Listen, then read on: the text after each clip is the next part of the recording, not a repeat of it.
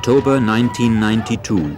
Dance groups and musicians, boats and their crews from all over the Pacific have come to Rarotonga to celebrate the 6th Festival of Pacific Arts. Rarotonga is the largest of the Cook Islands in the southern Pacific.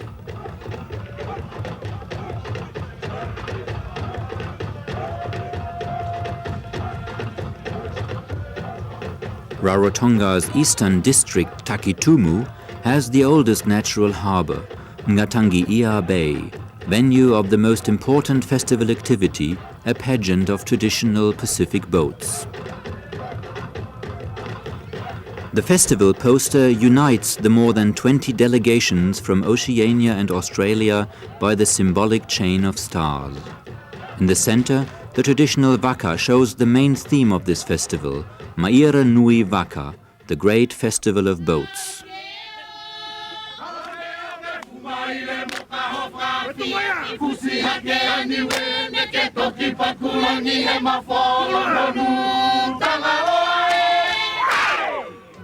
The festival is a 2-week event full of cultural exhibitions and performances.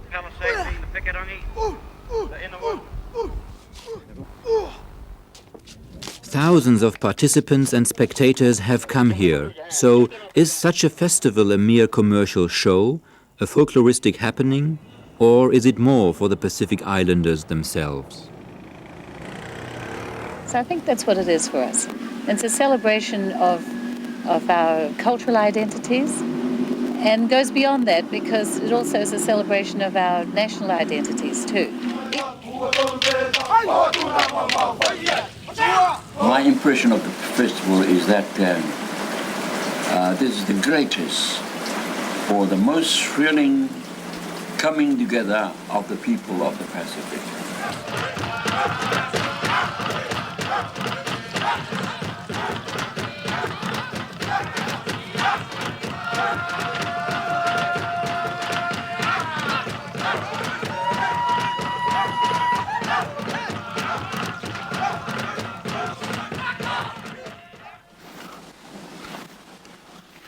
In early October, during the last days before the opening ceremony, final preparations are taking place everywhere in the capital Avarua and at all other festival venues.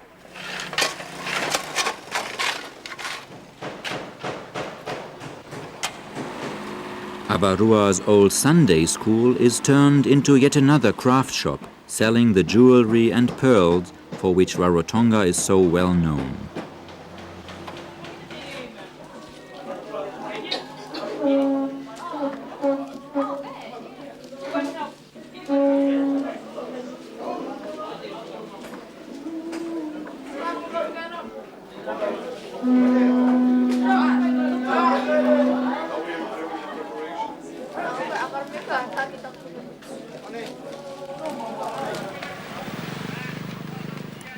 At Ngatangi'ia Bay, 10 kilometers outside Avarua, builders are erecting Vaka village.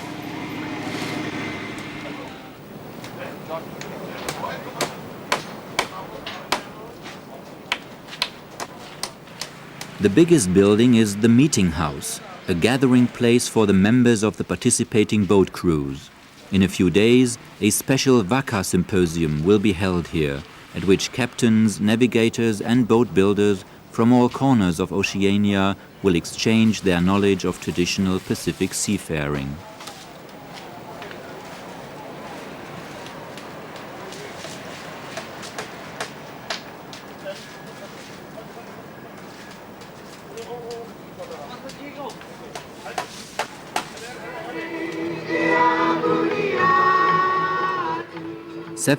of October, the great day has come. Some 10,000 spectators and participants are heading for the grand opening ceremony.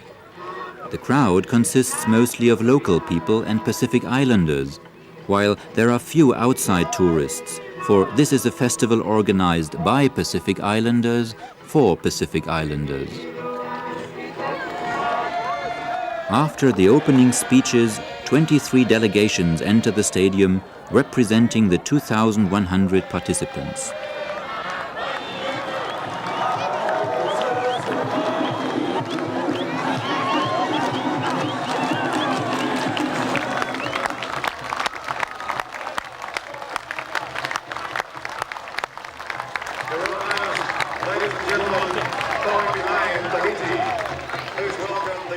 As with the previous 5 Pacific Arts Festivals, this ceremony gives a first impression of the importance of dancing for Pacific Island cultures.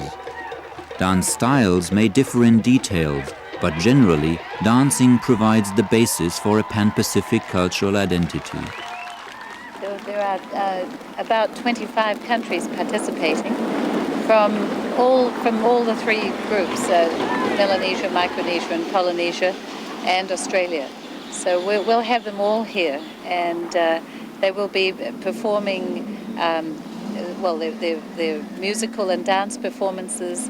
We'll have carving and weaving exhibitions and demonstrations of those art forms.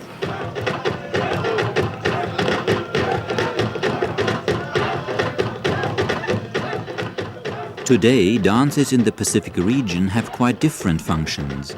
Some may be performed, as in former times, in the villages at traditional ceremonies and festivities, like these men do from the small Polynesian island of Futuna. Others have been transformed into performances at national dance competitions or even for tourists in big hotels, thus commercializing but also keeping alive traditional dances. There may be similarities from one island to the next, but there are also marked differences in style between the Pacific regions, as anthropologist Adrian Kepler explains. The differences between Polynesia, Melanesia, Micronesia, and Australia, I think, are also very important in that the Polynesians have a common identity, a common way of dancing, whereas the Melanesians are quite different and the Micronesians are quite different. And if we look at it in overall terms like that, Polynesian dancing is so much associated with poetry. And so that the poetry and the oral word, the oratory, is the important aspect that the dance conveys into visual form.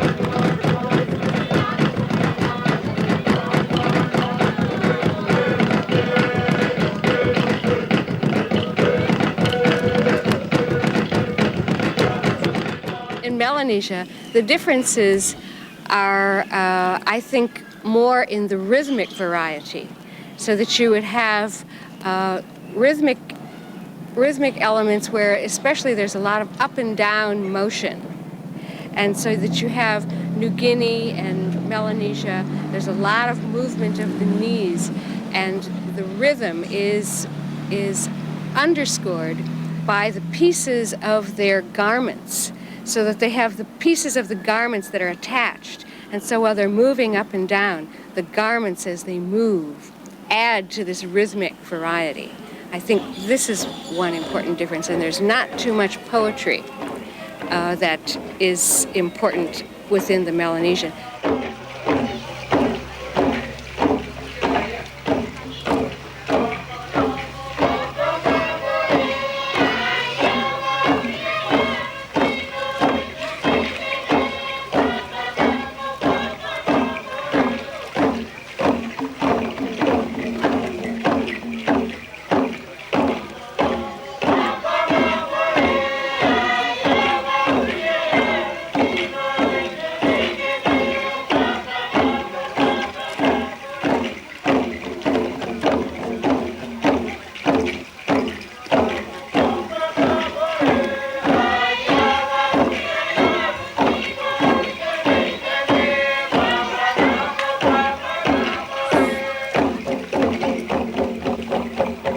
I tend to think that at least some of our drumming has been our own. It has been Cook Island drumming. What I heard from a Tahitian friend just recently was that in actual fact, because our drumming has become so good, the Tahitians have now got into a competition with us, and they're trying to make theirs better. And she said that the interesting thing is that the Tahitian drumming is getting faster and faster, because they think that by going faster, they can make their drumming better than ours.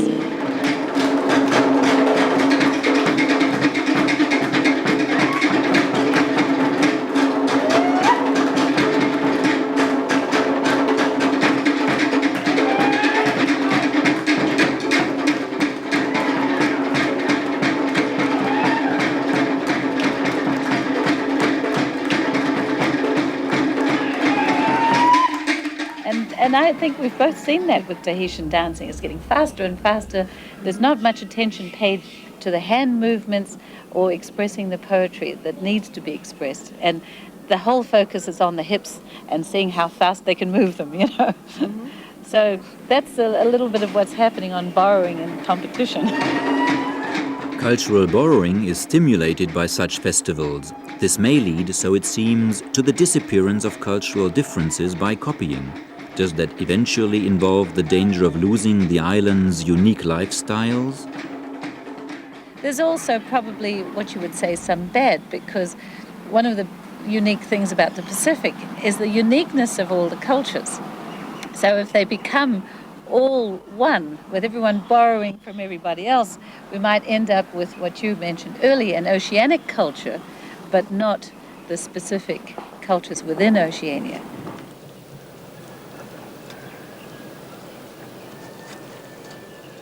Though most performances and events take place in the capital Avarua, festival venues are spread all over Rarotonga. Here, at the island's eastern coast, we find the center of the boating activities.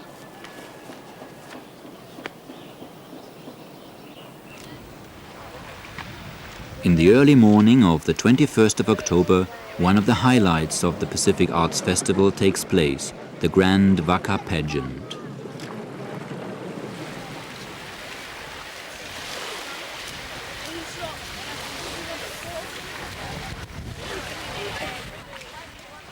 For this parading of the largest ever collection of traditionally built Pacific boats, 16 vessels from all parts of the Pacific enter Ngatangi'ia Bay by Avana Point, a place laden with history, for tradition has it that from here in about 1350 the ancestors of the Maori left for their new home Aotearoa, or New Zealand.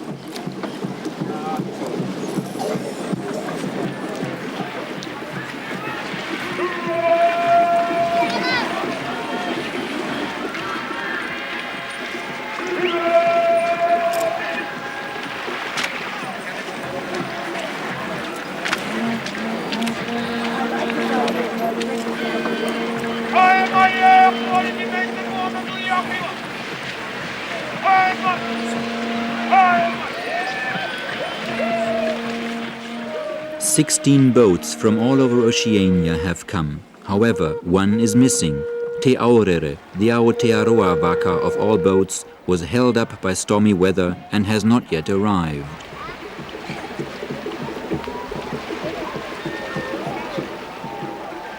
The huge rowing Vaka entering Ngatangi'ia Bay with its more than 40 oarsmen was built only recently in Rarotonga. For its construction, the boat builders used drawings of old Tahitian war canoes.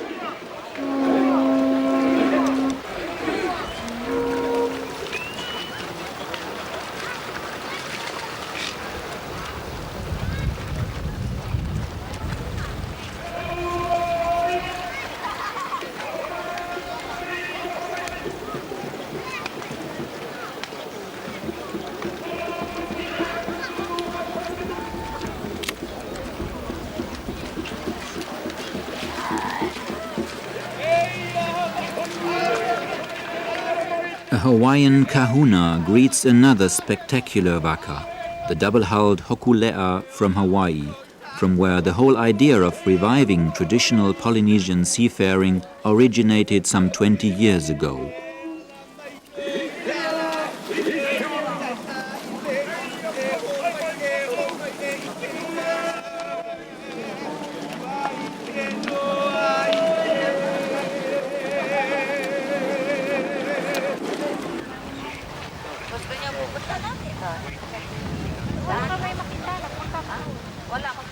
The Hokule'a has arrived after a 3-month voyage over a distance of 5,700 kilometers and a stopover on neighboring Aitutaki.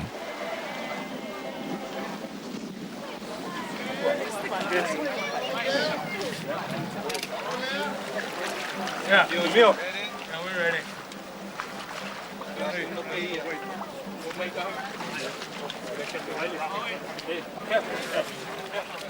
On board the Hokule'a was also a navigator from Rarotonga, who in his everyday life works at Avarua Airport.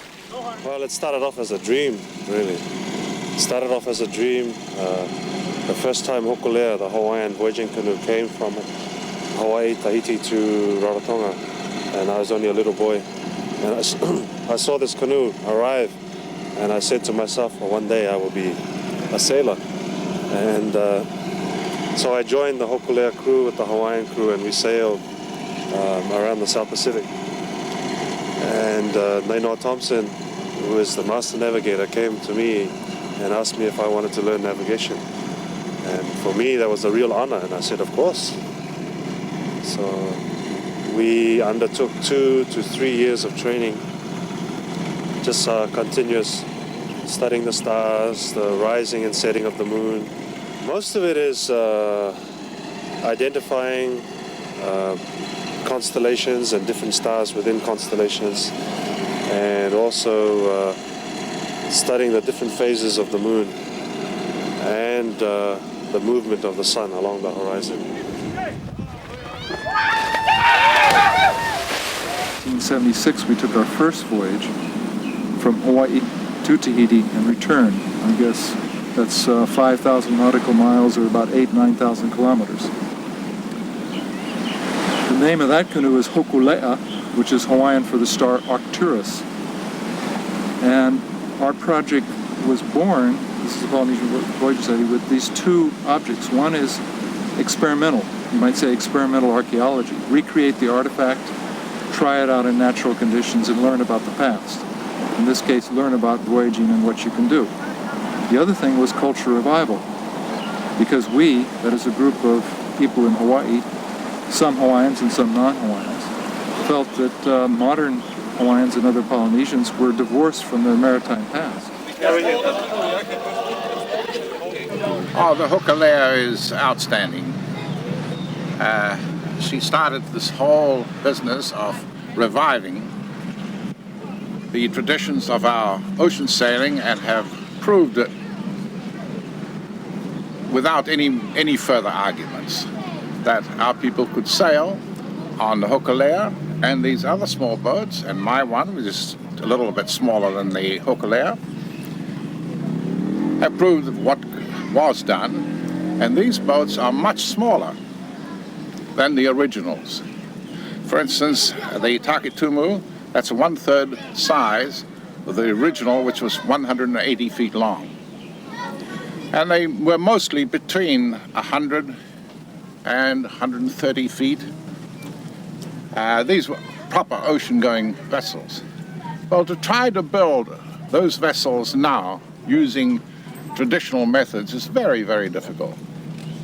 You've got to get the timber out, you've got to have manpower, you've got to have lots of people chipping away at wood, and it's also a wasteful method. You take a big log and you scrape the middle out of it, throw it away.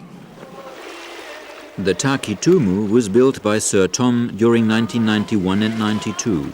Being a smaller copy of the so-called Tongiaki from Tonga, described by Captain Cook in 1774, the Takitumu makes up to 15 knots.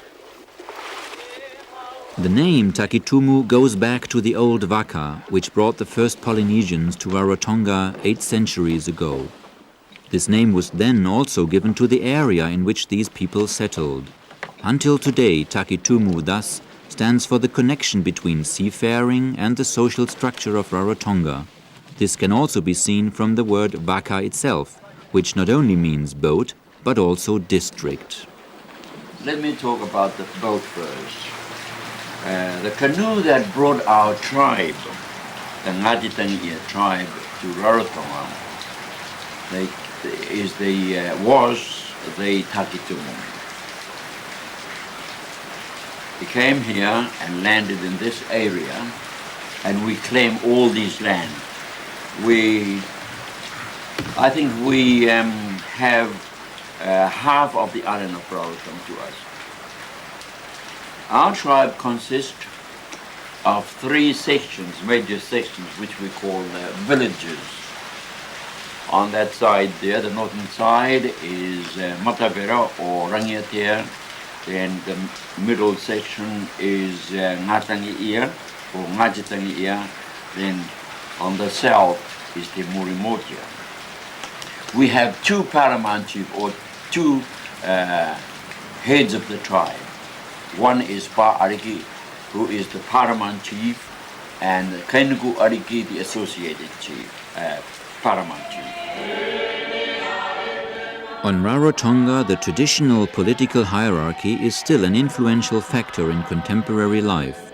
Here, socio-political continuity from the past seems to have been more successfully maintained than on other Polynesian islands.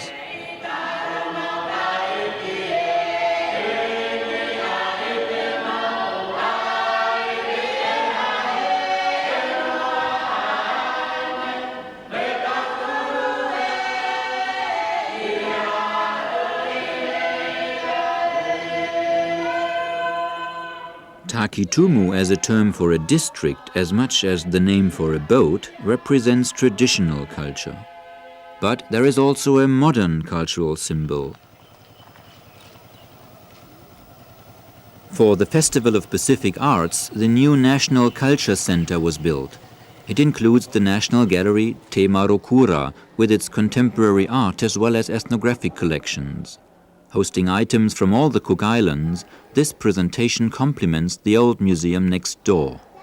It also served as home for ethnographic objects taken away in colonial times and now returned. As in similar cases elsewhere, the bringing home of these valuable old objects will help strengthen the Cook Islanders' cultural identity. About a month ago, we were approached by the museum asking if we'd like to make a contribution of objects. And this is something I had talked to the Prime Minister about back in March, and he had said, this is my dream, to see Cook Island materials come home. And he said, up till now we haven't had a place to put things, and now we have this new facility that we're building, and we're in a position to ask for repatriation of objects. So I went immediately to my director and said, we have this request, and I think this would be a wonderful thing to do. The timing is right. This is a very unique opportunity in terms of the South Pacific Arts Festivals here. This is a brand new cultural center, and they've spent $12 million to put together something that's first class.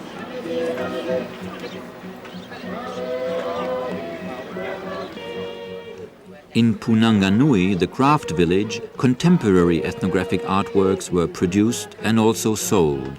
Many festival visitors used this opportunity to watch artists and craftsmen at work in their national pavilions.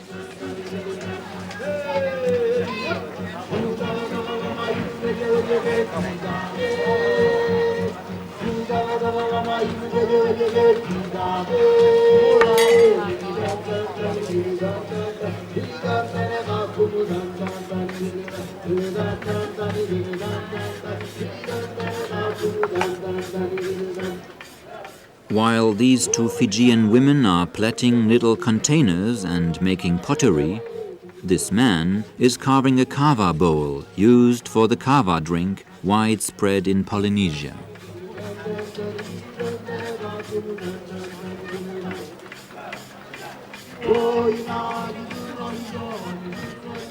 Another man is printing tapa, cloths of different shape and size made from bark.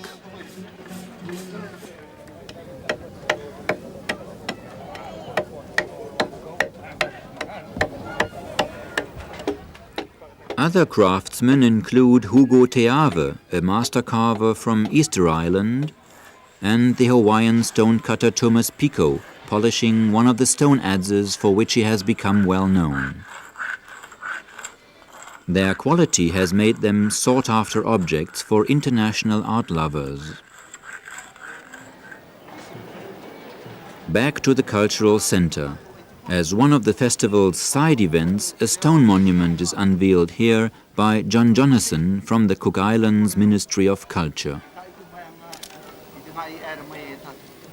It was created here over the past 7 days and is now handed over to the Cook Islands by a group of Tahitian artists.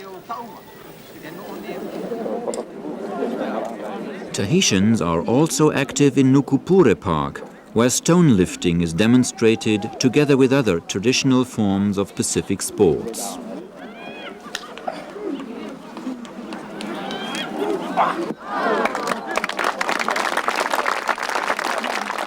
Stone lifting contests were already popular in Tahiti, Hawaii and other Polynesian societies when the first Europeans arrived.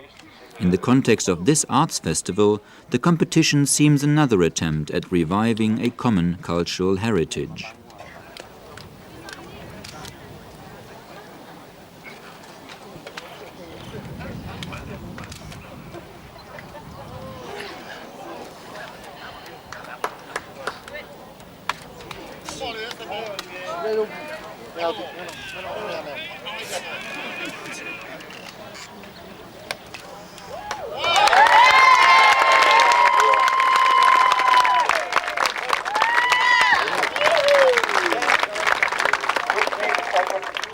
That stone weighed more than 100 kilograms.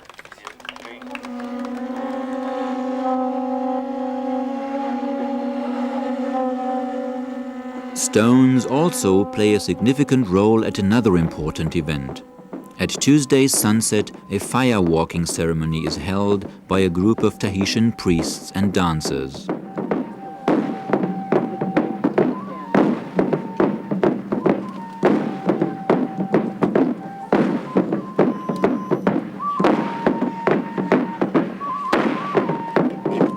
The ceremony takes place at Avarua's ancient holy place Tapu Tapuatea, chosen because it was here that the first Tahitians arrived on Rarotonga some 800 years ago.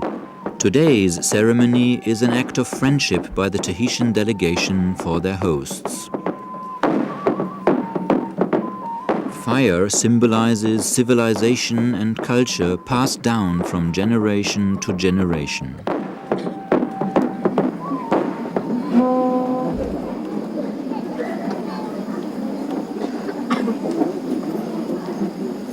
Maire Nui Vaka.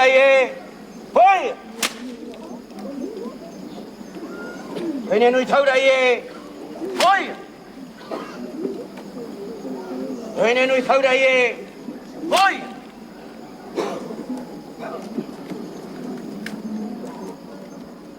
The stones have been heated in a big fire. Now the priest opens the ceremony. In spite of its theatrical character, the ceremony is a serious religious act. Based on tradition found only in Polynesian Fiji and Tahiti, the performance now receives Pacific-wide attention, one of the results of this festival, which is recognized as an important event by many Rarotongans. It has revived our customs, what our ancestors used to do, and it's going to be incorporated in our future lives. In fact, in our schools, we are now teaching the history of the islands and the customs, dancing, and so on. It's a revival of the customs. We're now in the 6th festival. I also attended the 4th festival in Tahiti, and each time, of course, when it moves to a different location, the people of that country get to see and benefit more than perhaps the others. But this will be unique for the Cook Islands because a lot of our people here will have never seen a Melanesian performance before or a Micronesian performance. Inspired from copyright problems of Pacific artists, a symposium takes place during the festival at a local hotel, where scholars, artists, filmmakers and musicians discuss issues of the protection of intellectual property. At the symposium's end, the participants come to demand, as a result, what is called a new creativity based on old traditions and freed from colonial burdens, as well as the maintenance of island-specific cultural styles and characteristics. The loss of traditional culture has been particularly severe on Pacific islands with white dominance. For the indigenous population of these islands, questions of cultural property, identity and ethnicity have attained greater importance than elsewhere. identity question you raised is very strong among Pacific, indigenous Pacific people who are minorities in the places where they now live, such as the Maori people of New Zealand, the Aboriginal people, the Hawaiian people. It's not much of an issue for other Pacific people, except, well, identity anywhere is only vis-a-vis relative to somebody else or to an external threat or competition.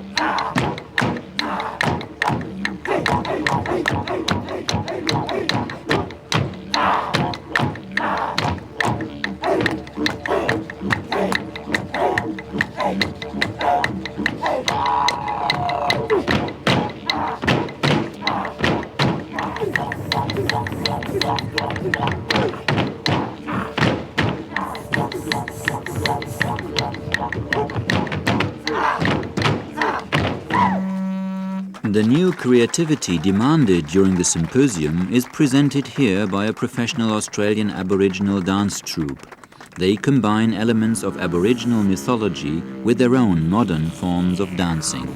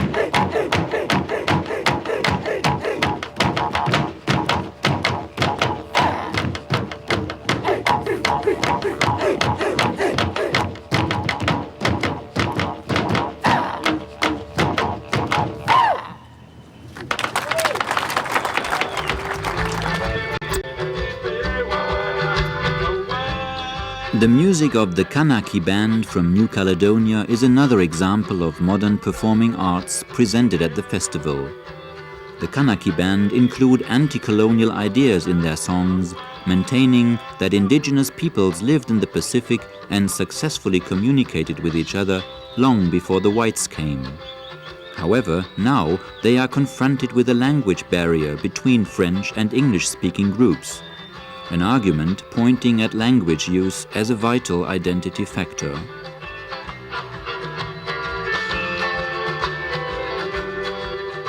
Music and dance performances have always been major attractions at Pacific arts festivals.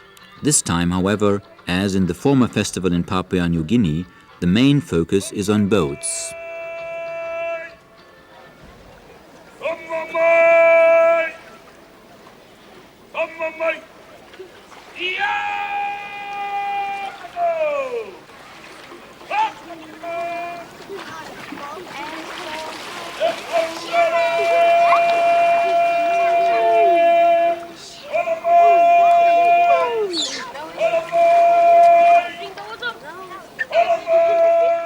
The Vaka pageant has been the festival highlight, but the Aotearoa Vaka is still missing.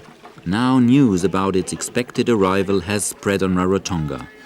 Te Aware's 2-month passage from New Zealand has unmistakably proven that in early days, Maori seafarers were capable of making both-way voyages to and from Aotearoa.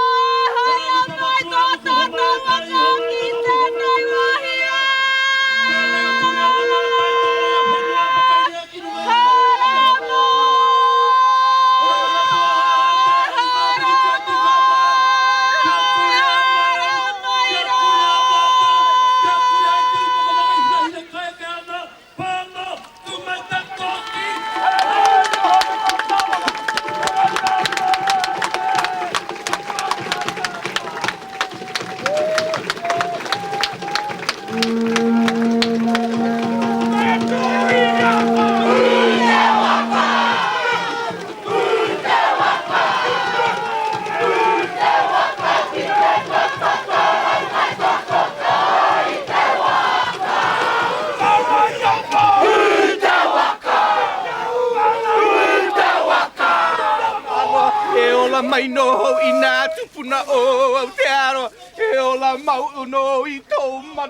the early evening of the 22nd of October, Te Aurere has arrived.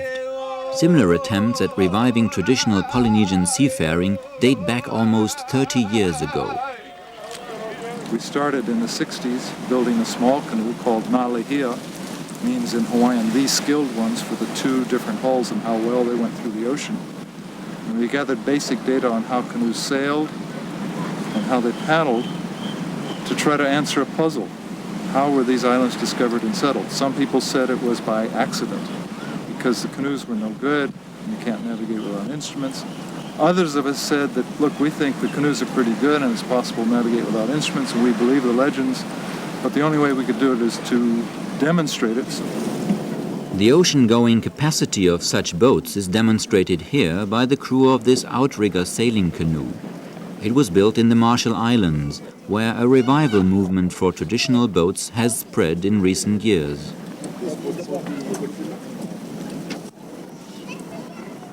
US-American Dennis Alessio, who supervised the construction of this boat, points out why these boats have become so popular again. The outrigger canoe is a perfect craft for a subsistence lifestyle in the Pacific. Very little money is used to build them. Very little money is used to maintain them. You don't have to wait 6 months for gasoline to come to the island, and when you lose a spark plug, you can still go, you know. So basically, they can bring fish to the village. In the Marshall Islands, cultural continuity in the old arts of boat building and long-distance navigation has been kept up over the centuries more than in Polynesia. But now the revival movement is catching on all over the Pacific. Now they want to make a Pacific voyaging society, not only a Polynesian voyaging society or a Cook Islands voyaging society. They want to make a whole Pacific voyaging society. And what that will do is that will bring a real identity to the people, and a real identity especially to the youth. That's the most important thing.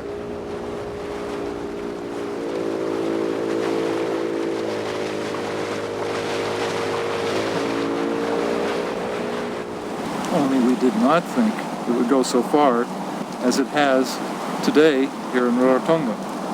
Because we wanted to make one trip to demonstrate that you could take a long voyage without instruments, and we did that. We hoped maybe some other people would build the canoes, and maybe they would be used as floating classrooms for school children and so forth. But what's happened is the whole idea now, some 15, 16 years later, has caught on throughout the Pacific, particularly in Polynesia. And as you saw today, 15, 20 Vaka were gathered there, and people celebrating their heritage, celebrating their identity as oceanic seafaring people. The festival draws to an end. The day before the official closing ceremony, the Hokule'a prepares for its home passage to Hawaii.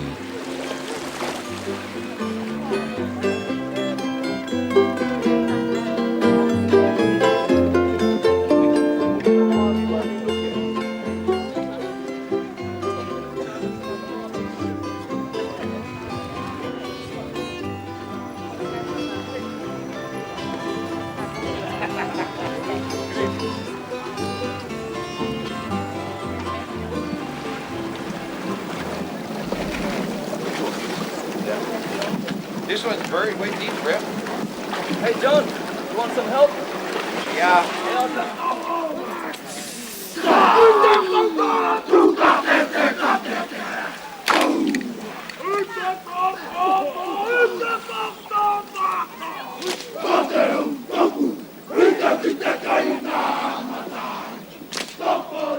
The Hokule'a sails away. Time for a resume of the festival. Well, I think it was a magnificent performance. I think it was successful on all criteria, on all major criteria. It was intended to reinforce other forms of regional cooperation that build right up to the political level. And you can't do that without support involving a whole lot of the public. The 1992 Festival of Pacific Arts is over, but Pan-Pacific identity still remains a rather artificial construction. Will the Pacific Islanders in future define themselves as a whole in contrast to the white people's world?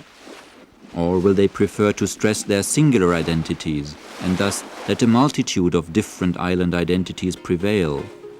Open questions to which perhaps the next festival to be held in Western Samoa will provide new answers.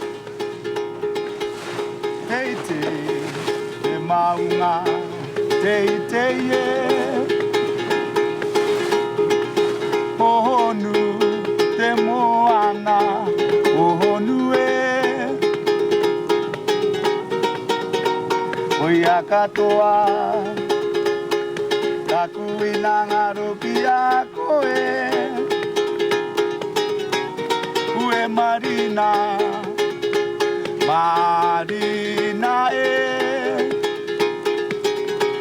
oh Marina, Marina, taku inangaro, taku eminei, koe taku matehanga. Taku corona taku inangaro taku eminei kwa chikarava ite atua topiri ataua teite te maunga teite